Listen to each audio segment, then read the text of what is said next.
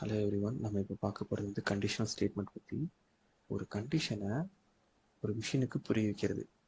ஒரு கண்டிஷனை பேஸ் பண்ணி, ரைட், இந்த கண்டிஷன் ட்ரூ அப்படின்னா இந்த ஒரு ஆக்ஷனை பண்ணு, இந்த ஒரு கோடை ரன் பண்ணு, ஓகேவா. இந்த கண்டிஷன் இப்போ ஃபால்ஸ் அப்படின்னா, ஃபால்ஸ் ஆயிடுச்சு அப்படின்னா வேற ஒரு ஆக்ஷன் இதை ரன் பண்ணு, வேற ஒரு ஆக்ஷனை பண்ணு, ஓகேவா. ட்ரூனா ஒன்று நடக்கணும், ஃபால்ஸாக இன்னொன்று நடக்கணும். அப்படி சொல்லி கம்ப்யூட்டருக்கு புரிய வைக்கிறது தான், பண்ண வைக்கிறது தான் இந்த கண்டிஷனல் ஸ்டேட்மெண்ட். நம்ம இது ரியல் லைஃப்ல எப்படி நடந்துக்கிறோம் அப்படின்னா, ஒரு கண்டிஷன் நான் சொல்கிறேன், ரெயின் பற்றி. மழை பெய்யுது அப்படின்னு என்ன பண்ணுவோம்? கூட எடுத்துகிட்டு போவோம். ஸோ ரெயின் பெய்யுறது அப்படின்றது ட்ரூ அப்படின்னா நம்ம கூட எடுத்துகிட்டு போவோம். இது ஒரு ஆக்ஷன், கூட எடுத்துகிட்டு போகிறது, கரெக்டாக. இப்போது மழை பெய்யலை, ஃபால்ஸ் ஆயிடுச்சு, என்ன பண்ணுவோம்? நோ கூடையா, கூட எடுத்துகிட்டு போக மாட்டோமா? ஸோ இதுதான். ஸோ ரியல் லைஃப்பில் நம்ம இதை தான் பண்ணிகிட்டு இருக்கோம். ஒரு கண்டிஷன் பேஸ் பண்ணி நம்ம நிறைய வேலை பண்ணுறோம். இதே மாதிரி கம்ப்யூட்டரை பண்ண வைக்கிறதா கண்டிஷனல் ஸ்டேட்மெண்ட்ஸு. ஓகே, இப்போ இதில் முக்கியமானது பார்த்தீங்கன்னா இந்த சிம்பிள்ஸ் தான். லெஸ் தென் எல்லாருக்கும் தெரியும், கம்மியானது. ஏ லெஸ் தென் பி அப்படின்னு படிப்போம். அதே மாதிரி ஏ கிரேட்டர் தென் பி. இது என்னன்னா, இதை வந்து நாட்னு சொல்லி கொடுக்கும், ஓகேவா. எக்ஸ்பிளனேட்டரி சிம்பிளில் வந்து நாட் அப்படின்னு படிப்போம், ஓகேவா. ஓகே, ஏ ஈக்குவல் டு 4 தெரியும், இதுனா டபுள் ஈக்குவல் டு அப்படின்னு பார்த்தீங்கன்னா, இந்த பக்கம் இருக்க ஒரு விஷயமும் ஒரு ஆப்ஜெக்டும் இந்த பக்கம் இருக்க ஆப்ஜெக்டும் சேம்னு சொல்கிற மாதிரி ஒரு கண்டிஷன். தட் மீன்ஸ் எல் லேப்டாப்னு ஒன்று இருக்குது, லேப்டாப் இன்னொரு லேப்டாப், ரெண்டுமே சேர்ந்த ஆப்ஜெக்ட் தானே, இது ட்ரூ. ஒரு லேப்டாப்பும் ஒரு பஸ்ஸும் என்னது?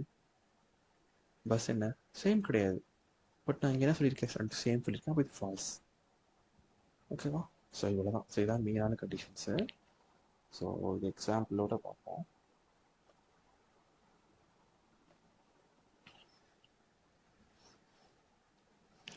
ஸோ இப்போ வந்து ஏ ஈக்குவல் டு 4 அப்படின்னு எடுத்துக்கிறேன், பி ஈக்குவல் டு 8 எடுத்துக்கிறேன். So first condition A less than B, 4 வந்து லெஸ் தென் 8ன்னு சொல்கிறேன். ட்ரூவா? ட்ரூ. ஏன்னா ஏ வந்து சின்னது தான், 4ங்கிறது சின்னது தான் 8 கம்பேர் பண்ணும்போது. ஏ கிரேட்டர் தென் பி, 4 8 விட பெருசு, ஃபால்ஸ். 4 8 விட பெருசாக இருக்கு. இது என்னன்னு பார்த்தீங்கன்னா, இந்த சிம்பிள் பெருசு பண்ணி இப்படி இருக்குது. That means less than or equal to, ஓகேவா. லெஸ் தென்னாக இருக்கலாம் அல்லது ஈக்குவல் டு. ஸோ ஆறுன்ற விஷயத்தையும் மாறாங்க, அல்லதுன்னு இருக்கு. ஒன்று லெஸ் தென்னாக இருக்கணும் அல்லது ஈக்குவலாக இருக்கணும். ஸோ இப்போ என்னது, 4 less than or equal to B. 4 வந்து லெஸ் தென்னா ட்ரூ, ஆனால் ஈக்குவல்ட்டா ஃபால்ஸ், கரெக்டாக. இந்த எட்டாவது கண்டிஷன் ஃபால்ஸ் ஆயிருக்கு, பட் மேலே இருக்க கண்டிஷன் ட்ரூவா? கரெக்டாக, மேலே இருக்க கண்டிஷன் இந்த லெஸ் தென்ங்கிறது ட்ரூ, பட் கீழே இருந்த ஈக்குவலுங்கிறது ஃபால்ஸ். பட் ஸ்டில் ரெண்டில் ஏதாவது ஒன்று ட்ரூவாக இருந்தால் கூட, ஒன்று ட்ரூவாக இருந்தால் கூட நம்ம அதை ட்ரூன்னு எடுத்துப்போம், ஓகேவா. ஓகே, அதே மாதிரி கிரேட்டர் தன் கிடையாது, இல்லை லெஸ் ஈக்குவல் டு கிடையாது ஏ பிக்கு, கரெக்டாக. அப்போ இது ஃபால்ஸு. தென் வந்து ரெண்டு ஈக்குவல் கிடையாது, லைக் 4 4ன்னா இது ட்ரூ, பட் 4 8 இருக்குல்ல, இது false. Then A not equal to B, A not equal to B. இது எப்படி இருக்குன்னா, எல் லேப்டாப்ங்கிறது not equal to bus, true தானே, இது ரெண்டு சேம் கிடையாது, அப்போ இது ட்ரூ, ஓகேவா. ஸோ அவ்வளோதான். ஸோ இது உங்களுக்கு புரியுது அப்படின்னா உங்களுக்கு எந்த பிரச்சனையும் வராது. இது புரியல அப்படின்னா மறுபடியும் ப்ளே பண்ணி பாருங்க, இல்லாட்டி வேறு வேறு எக்ஸாம்பிள்ஸ் நீங்கள் அடுத்தடுத்து பார்க்கும்போது உங்களுக்கு புரியும், ஓகேவா. ஓகே, அடுத்து பார்ப்போம்.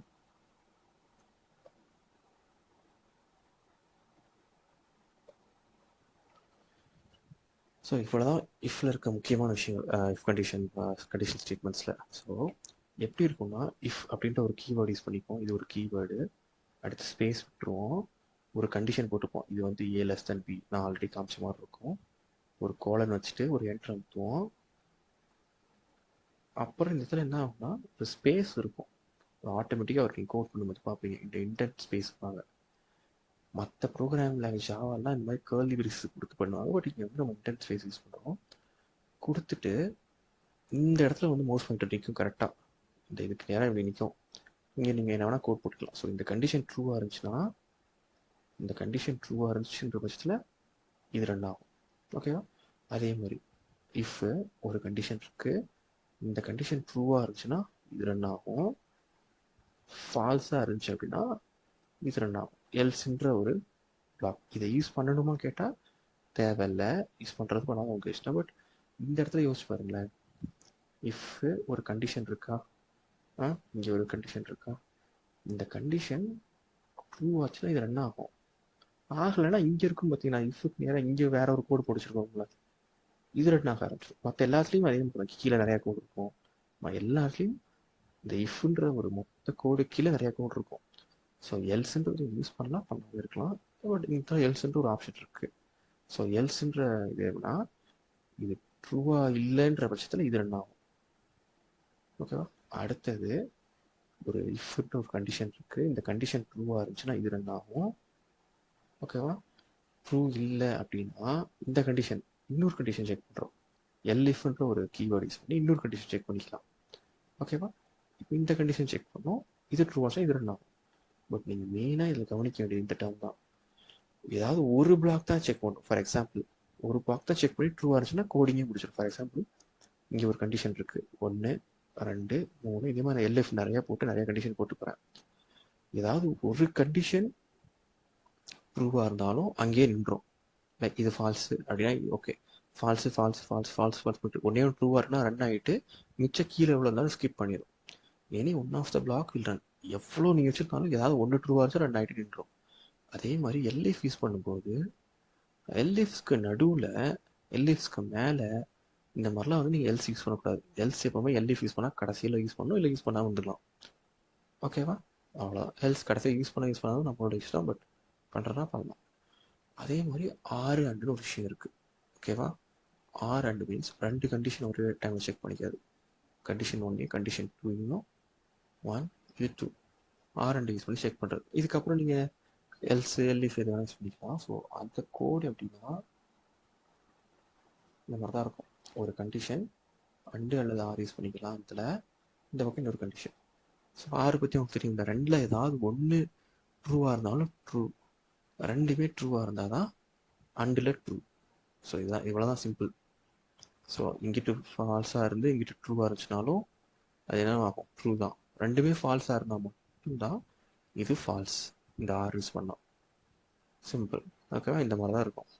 ஸோ இது உங்களுக்கு கோட் போடும்போது இன்னும் கொஞ்சம் பெட்டராக உங்களுக்கு புரியும். அடுத்து நெஸ்டட் இஃப்னு ஒன்று இருக்குது. நெஸ்டட் இஃப் அது ஒன்றுமே இல்லை, உங்களுக்கு ஒரு இஃப்க்குள்ளார இஃப் கண்டிஷன் இருக்குது, இன்னொரு இஃப் யூஸ் பண்ணிக்கிறது, அதுக்கப்புறம் இன்னொரு இஃப் யூஸ் பண்ணிக்கலாம். அது மாதிரி இஃப்க்குள்ளார இன்னொரு இஃப் யூஸ் பண்ணிட்டே போனால் அது நெஸ்டட் இஃப். ஓகேவா? ஸோ இவ்வளோதான் காய்ஸ். இதெல்லாம் உங்களுக்கு ஒரு புரியல, என்ன எந்த எது நடக்கும் தெரிலனா கோட் செக்ஷன் கோடில் நீங்கள் பண்ணும்போது நான் பண்ணுறதை பார்த்துட்டு தென் நீங்கள் ப்ராக்டிஸ் பண்ணும்போது உங்களுக்கு கிளியராக புரியும். ஓகேவா? ஓகே, நெக்ஸ்ட் வீடியோவில் பார்க்குறேன். பாய்.